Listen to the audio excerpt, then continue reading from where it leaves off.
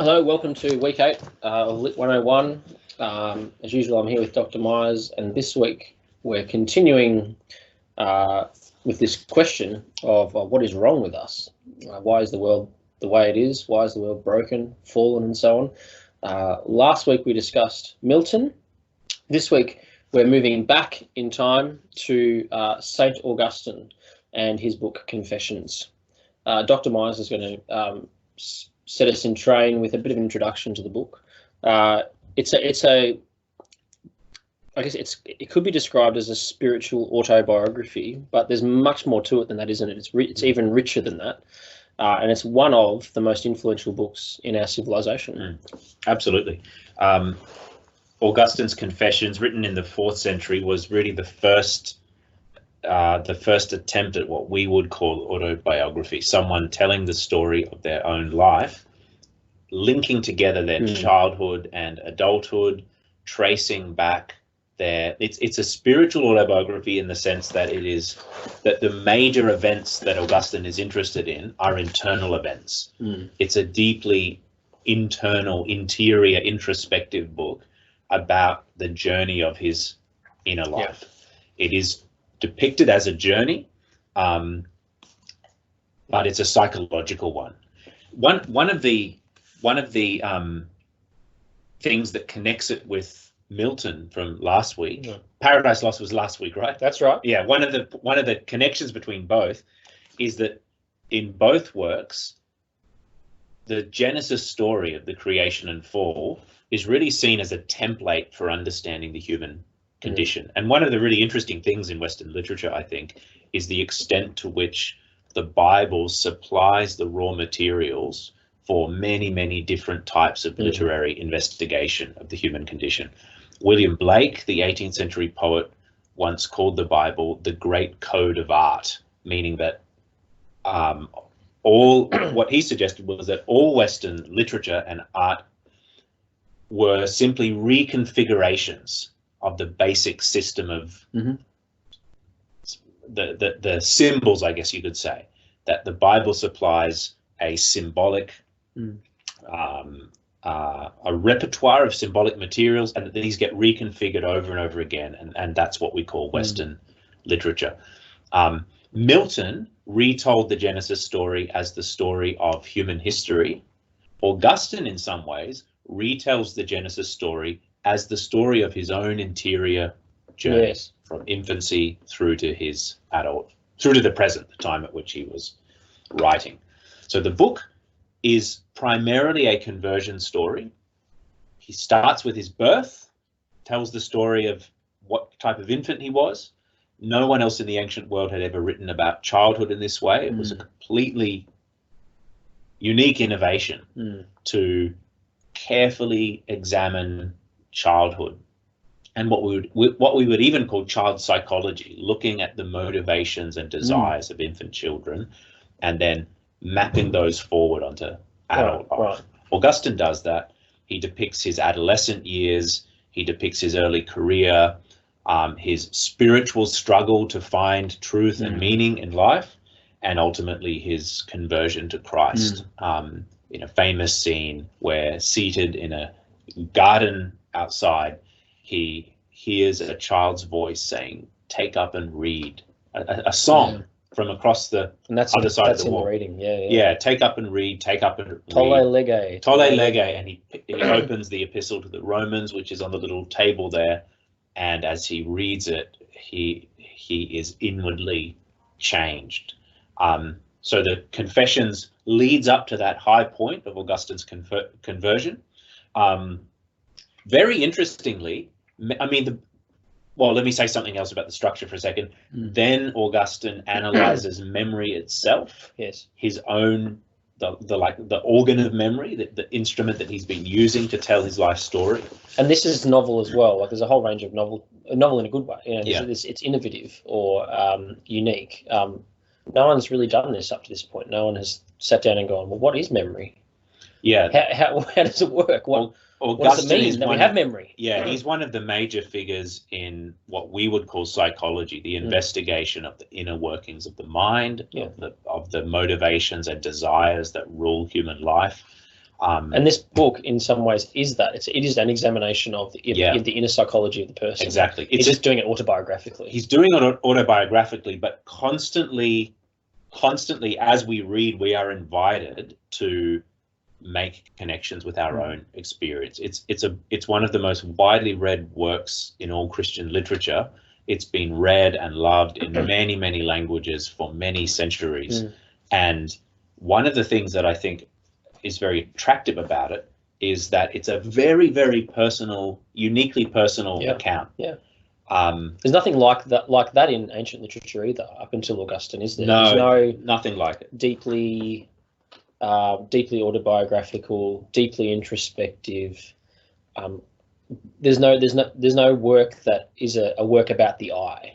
Yeah, the whole idea that you could learn something fundamental about the human condition by closely paying attention to any one life, that is essentially one of Augustine's contributions to Western civilization. We take it for granted now when we read a memoir or an autobiography or even a biography.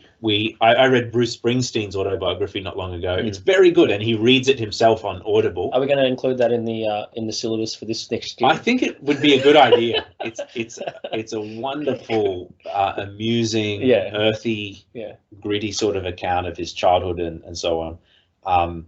But I take it for granted that there are things I can learn about myself by reading Bruce Springsteen's story. Even though on the face of it, he and I are quite different. I know we have many similarities, but Augustine, that assumption is an Augustinian one. That by telling one life story honestly and accurately, any reader will find some truth about themselves. So Augustine's story is a unique one, but it seems to have a kind of universal appeal. It seems to resonate with our own experience of life. He describes his own hatred of school education, for example. That's a unique situation. His parents were unique. His school setting was unique. But when you read it, you feel that there are true things about childhood that he's recording. I think everyone probably hates school at some point in their life, don't they? Yeah, or if they don't, they just haven't thought hard enough about what's really involved.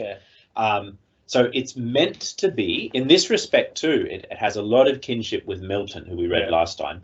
It's meant to be a book about everybody. It's meant to be a book about the human condition, in the same way that the story of Adam and Eve is a universal story. In the same way that Milton's Paradise Lost is about humanity and the human condition. The things that Augustine is investigating are, he believes, universal. He's particularly interested in memory, as we mentioned before, in time, which is closely linked to memory, but the way we experience life through time. And he's particularly interested in the will. Well, I'll say one more. The will, which includes desire, the fact that we want certain things, the fact that we have certain preferences, and that the choices we make are in some way conditioned by our own preferences, our own desires. So it's a although powerful and interesting, fun read once you get into it. It's full of human incident and very lifelike depictions of love and grief. There are so many celebrated scenes where Augustine comes to life and we feel that we really understood his personality. I'll mention one. Before his conversion, when he's really down in the dumps, there's a scene where he's walking down the street with some friends and he sees a drunk beggar sitting on the ground, giggling to himself. Not because he's happy, just because he's out of his mind on drink.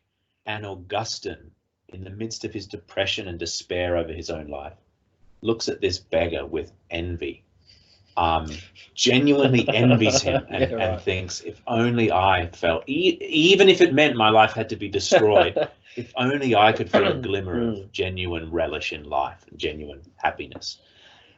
He lives, and so there's something you can see about Augustine the person there. Here's another one.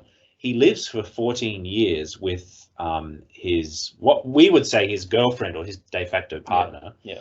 They raise a son together. The son dies, and Augustine movingly, powerfully describes his grief over the loss of his son. And on the advice of his interfering mother, Monica, who plays a major role in this book, on her advice, he agrees to send his mistress away. They'd lived together all these years. This was customary at the time because young men would essentially shack up with a mistress for a certain number of years until they were old enough to marry. So they would kind of grow into maturity, living with a temporary partner, and then, because marriage in those days was a social convention based more on money and family connections. I mean, that's what marriage was until only 100 years ago. Yes. Right? It wasn't primarily about how you feel about another person, but about social obligations and social networks, predominantly financial, as well as your family line and all of that. So he was on the normal path for a young person at this time. He had a mistress. He had been prepared for a married life to come later. But when he begins, and I won't go right into it, but there's a scene where his mother convinces him to send this woman away. Yes. The woman who he loves and cherishes.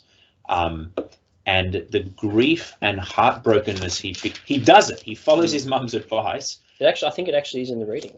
Oh, great. Yeah. Read that little passage where he describes he just lies on his bed at night with his pillow wet with tears. Well, I'm trying to see whether it is in here, but it definitely, there's a section in here at least which talks about him having to having to get married, and he grieves over. I'll have to look for it, but I think there's at least it's hinted at in here. Yeah, I can show you the little passage I'm thinking of. It's just the very end of book 6. Yeah. So it's book 6, 15.25. And he says there, the woman with whom I'd been cohabiting was ripped from my side, being regarded as an obstacle to my marriage. So deeply was she engrafted into my heart that it was left torn and wounded and trailing blood. She had returned to Africa, vowing she would never give herself to another man, and the son I had fathered by her was left with me. He goes on down several lines. The wound inflicted on me by that separation did not heal. After the fever and the immediate acute pain had dulled, it putrefied, and the pain became a cold despair. Yeah, that's right at the end of the section in book 6 in the reading. Yep. Yeah, great. And then he ends book 6, not specifically speaking about his lover anymore, but simply speaking to God. Toss and turn as we may, now on our back, now our side, now our stomach, our bed is hard at every point, for you alone are our rest. He links in and we haven't talked about this yet, but the book is addressed to God, obviously. Yeah. But he links his misery. He's been heartbroken. He's allowing the social conventions to do their thing, which is to tell you how to live. But he is inconsolable. He feels that his heart's been torn apart. And as he addresses God now, as he turns to God and says, you know, the restlessness that I feel is like the restlessness where you're tossing and turning in bed at night, and whichever way you lie, you just can't get comfortable.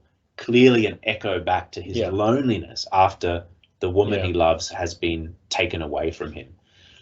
Movingly, in a book that mentions many people by name, in a book that paints flattering and unflattering portraits of different people, it's crowded with his friends and family and church teachers and pastors. He never mentions this woman's name. Again, there's something about Augustine. Years later, he's become a bishop by now. He's a Christian teacher. He lives as a monk.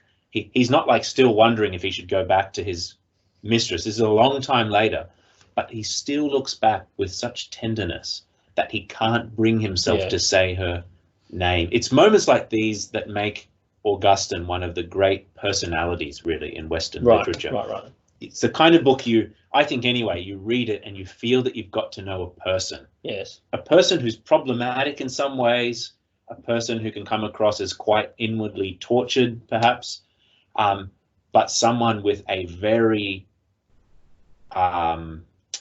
real and relatable and accessible kind of temperament. I wonder whether and I'd be interested in your comments on this, but I feel like Confessions is a testament to the conviction that human nature is constant, consistent, somewhat predictable. The fact that the fact that Augustine is able to be so insightful about himself, and the fact that it's been read for over almost 2 millennia with great profit, with delight, with insight, with people being moved by it, is a testament to that kind of that idea that human nature is unchanging, and that there is no that there's a reason why we can read Confessions. There's a reason why we can read something like, to jump forward hundreds and hundreds of years, there's a reason why we can read Crime and Punishment. There's a reason why we can read a whole range of books which are about these sort of highly subjective experiences, and we go, oh, that's actually about me as well, or it's about people I know and love too. This seems to me to be a testament to that, and that seems to be a marker, I think, of the West, that there is a conviction that human nature is both important but also a constant. Yeah. There's a whole theory at large in the world, often referred to as postmodernism or deconstruction, and that is the theory that there is no such thing as human nature.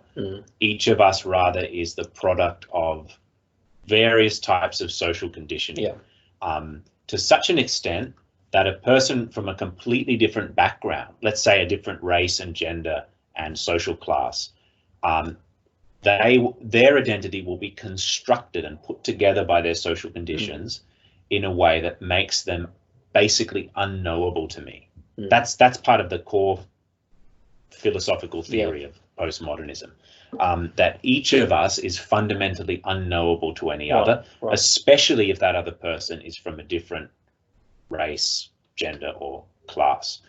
I agree with you. I think the fact that you can read a novel at all, or the fact that you can read this autobiography at all and relate to it, shows that there is of course, many things in human life are conditioned by the language that we speak, the cultural norms that we're a part of. And yet the fact that you can read the story of someone's life, a bishop from North Africa 1500 years ago, who spoke a different language than me, who had a totally different type of upbringing, who had a totally different type of education, who the things he desired in his life were so different from the things I desire. And yet I read his story and I feel that on every page I'm learning something about myself. Yeah, that's exactly right. That's either a magnificent illusion, and it's an illusion that's this. I have the same experience when I read Jane Austen, another person with whom I have very little in common. Yes. And yet I read it, and on every page I feel that I'm learning something about myself. So I agree. I think the very existence of works like this points to the lie with the postmodern theory. It's a fantastical theory to say that there is no shared human nature. The stories that we read and enjoy together point in the other direction.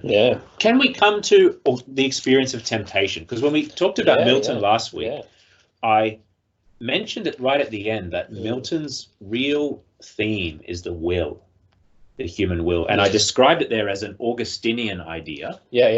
Referring to this book. I know we've done them in the other order, but one of the things that Augustine's Confessions and Milton's Paradise Lost have in common is that both of them are big stories about the will. They're actually stories about the interior life of a person, and they are particularly fascinated, Augustine as much as Milton, particularly fascinated by that tiny, minuscule, invisible moment at which the will turns. Augustine analyzes some of the bad turnings of his will, and he analyzes in a beautiful exalted passage later in the book, the moment where his will turns in the garden, the conversion scene. It's great. So let's well, why don't we start early on, because this very early. So I think you're referring to the pear tree scene. Yeah, the two garden scenes. Yeah. So we can talk. I think we should talk about those, but very quickly. The thing that I think is striking as you read the sections from book 1 are that he does not have an idealized vision of the child being this innocent agent in a bad world. It's like the child is, even when the child is seeking milk, there is something kind of twisted about this, about the way the child is thinking. His child psychology is such that the child's will is not right. He anticipates Freud in many ways. Freud and Augustine stand out as the two great Western thinkers who have no illusions about the innocence or goodness of human infants. Yes. So, there's one line in famous line in Confessions: "Such a tiny boy, such a great sinner," reflecting on himself. And every other boy in the world. Not meaning, of course, that he has perpetrated terribly wicked acts. But that even in his innocent, blameless acts, you can see something disordered, something dangerous in his own in his will. Yeah, no, that's exactly right. So Dr. Myers' phone was just ringing, which is an unusual thing, but we don't need to intervene. That's fine. That's right, and this is why I think that sets up his garden scene in book 2, which I think we should focus on.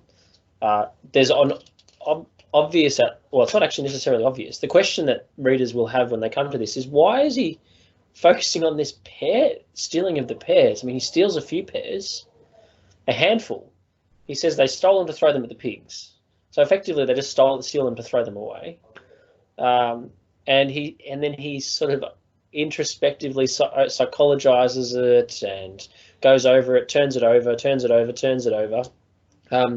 Why is the pear tree scene significant? What's he doing here? I mean, it's to me, once you think about it, it is obvious, but it does seem kind of trivial. The point is, though, of course, it's an allegory of the Garden of Eden, where they take the fruit, and the fall occurs. For Augustine, he takes the fruit, and it's not the actual. It doesn't really matter what he took. He says a number of times, "What I wanted was to sin, not so much. I didn't want the pear.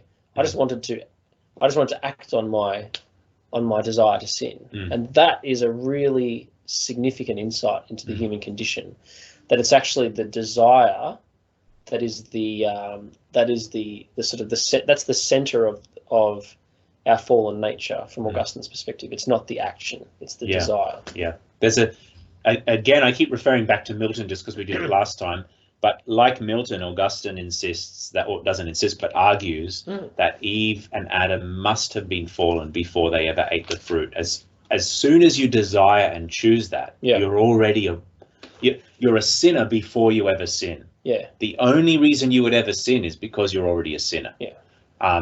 This is a summary of Augustine's famous doctrine of original sin, the claim that we are already born sinners before we ever do anything bad. Yeah. It's why babies are baptized. It's partly the legacy of Augustine's teaching. We baptize babies. Why? Because they need to be washed, even though they've never done anything wrong. That's the distinction, right? They might not have done anything wrong, but there's already something wrong with them. And it's why the specific acts that we do wrong, in Augustine's view, are relatively trivial compared to, it's not as if you just need to form better habits. You'll still be the same twisted person. With better habits. You're putting lipstick on a pig, you know what I mean? Yes. It's why he zeroes in on this incident of I'm laughing now at the picture of painting lipstick on a pig. Don't worry. And throwing a pear at it, maybe? And then giving it pears. It's why he zeroes in on this incident of the pears. Yes. Not because it is outwardly a particularly bad sin. No, that's not the point. The point of it is, it gives him a convenient, exemplary way of analyzing human motivation.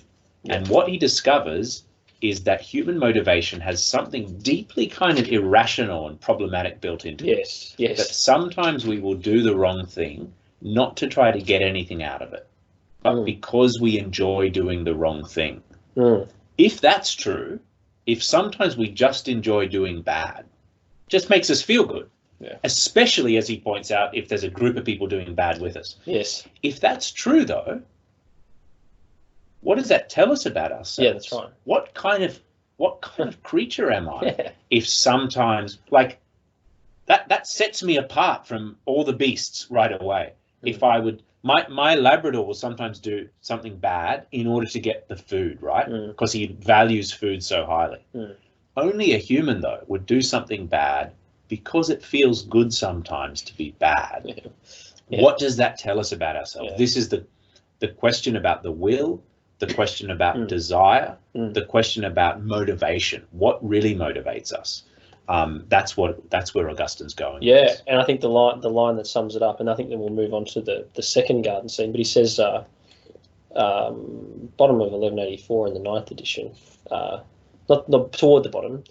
We carried off an immense load of pears, not to eat, for we barely tasted them before throwing them to the hogs. Our only pleasure in doing it was that it was forbidden. And that's where the crux of this lies. And you see how it's all echoing back to the Garden of Eden. Yeah. The fundamental human failing, also the human fault, which according to Christian teaching set in motion the whole drama of history as a history of sin and rebellion and death. The initial act was trivial. Yeah. It makes good sense to pick a trivial act from his own childhood as a way of understanding the power of sin in the heart. Yeah. Because the story of the Bible that analyzes the nature of sin is also a trivial act. There is nothing wrong with eating fruit. It's the fact that you have rebelled, the fact that you've deliberately disobeyed a clear commandment. That's right. That's the only thing that makes it evil. That's right. But then he has it's a corresponding garden scene in book 8. Yeah, it's like the correction of the first one almost. Yeah. And he's retelling the moment of his conversion. Now in Christianity today, people love conversion stories, and this is one of the great ones.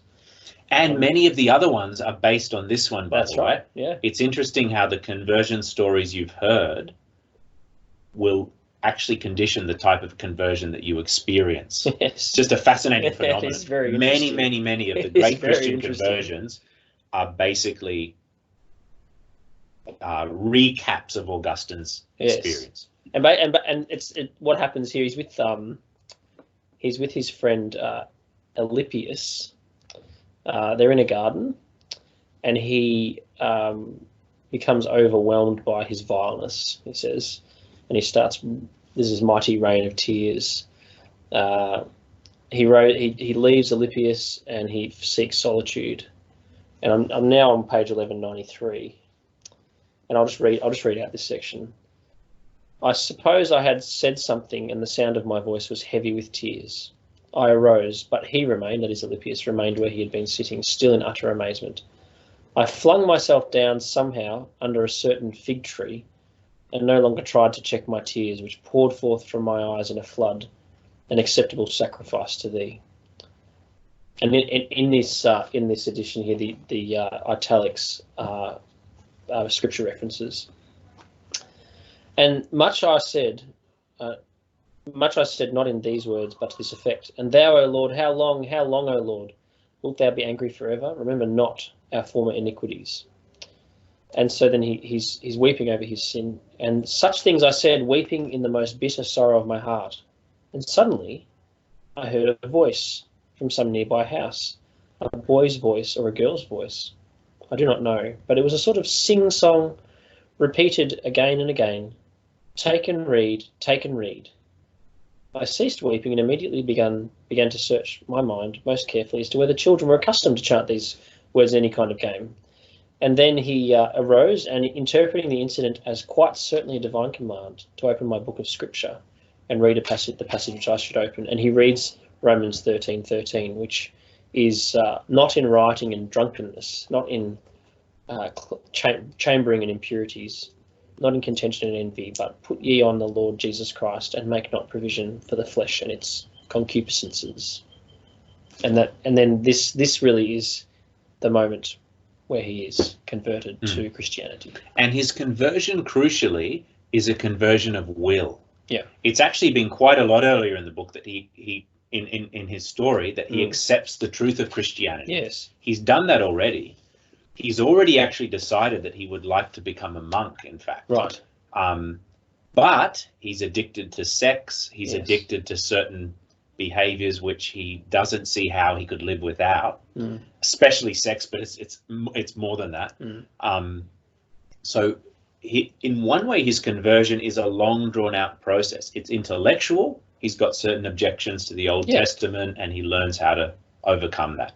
He's got certain assumptions about whether creation is good or evil, and he learns how to overcome that. So he's converted intellectually to Christianity already, but there's one thing he lacks, which is willpower. Yeah. He believes in Christ, but doesn't actually want Christ, if I can put it that way. Yeah. He believes it's true, but he doesn't actually prefer it over other things. But there's this beautiful moment. It's actually just before this. It's in the same book, where he describes how his will does start to change, and he says,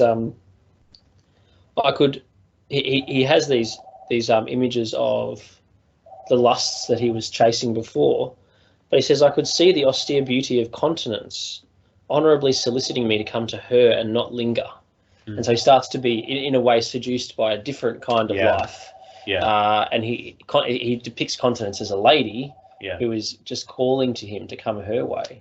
And so it's a very, it's a beautiful image of a changed will, where he's illustrating what's happening inside of him. Yeah, that the things he wants, the things he desires are different now. Yeah. And that's the crucial turning point. This is the core of Augustinian theology, the belief that only God can miraculously intervene to change the will. I can't pull myself up by my bootstraps. I can't create better habits that will somehow change my fundamental desires.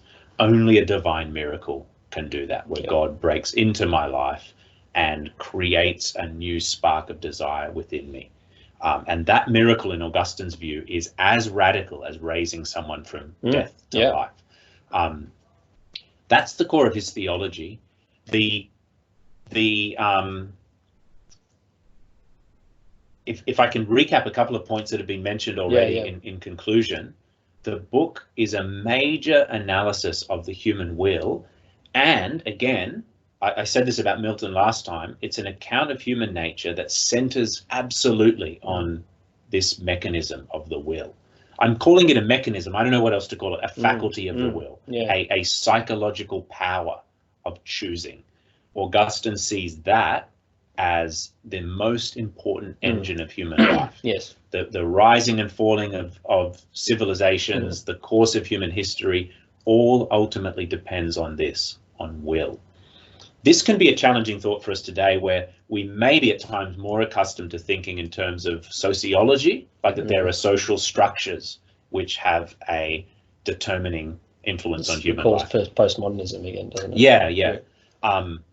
Augustine thinks that social structures, institutions, nations and cultures are the product of human will at some level, and that the most important thing that can happen in life is a change of will from either good to bad. That's an important change that will have massive repercussions, or from bad to good. Right. To think that this moment when he's in a garden, I'd love to know who the child was who was singing, pick it up, read it, pick it up, read it. That moment, he hears it not just as a child's voice, but as a divine command. God is now unilaterally breaking into Augustine's heart and about to change it from bad to good. And that inner, invisible, secret change of heart brings about one of the most lasting if you had to isolate what are the top 10 most influential things in the history of Western civilization, the conversion of St Augustine is one of them. It would have to be, because regardless of whether you agree with Christianity or not, it has to be a turning point. There are entire. We haven't gone into this, but there are entire ways of thinking about society and politics that all stem from this moment where Augustine begins to love Christ and to want Christ, and that will have so many flow-on chain effects for him and for generations after him. So it's a book about will, and one thing we've seen in both Milton and Augustine is what literary critics often call intertextuality, the way a story can weave in layers of another story, so that as you're reading, you find yourself reading on two levels at once. This is Augustine's own personal life story, and on another level, he's analyzing fundamental aspects of human psychology, and I can't help reading this as my own personal story as well. And on a deeper level, these garden scenes are so filled with biblical language, from the book of Genesis, from the epistle to the Romans, where Christ comes and redoes Adam's fall, but in the right direction. Christ is tempted but stands firm, so that as you read these stories, you can't help reading it as the story of Adam as well, and as the story of Christ. Intertextuality, because you're reading more than one story at the same time. And the way Augustine does this, weaving biblical language into the story of his own life, he literally, I mean, it's a staggering thing. It's a staggeringly audacious project if you think about it. He tells his own story by weaving together biblical passages. That shows a healthy kind of self-regard, self-esteem, I guess. True. Just as Milton does in a different way.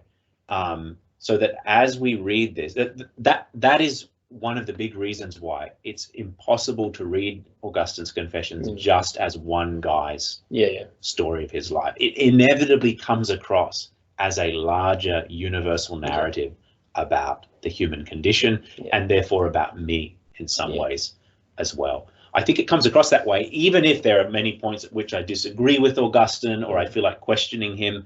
I still feel that he is talking about me and about all humankind. Great. Thanks for the discussion, and we'll see you next week.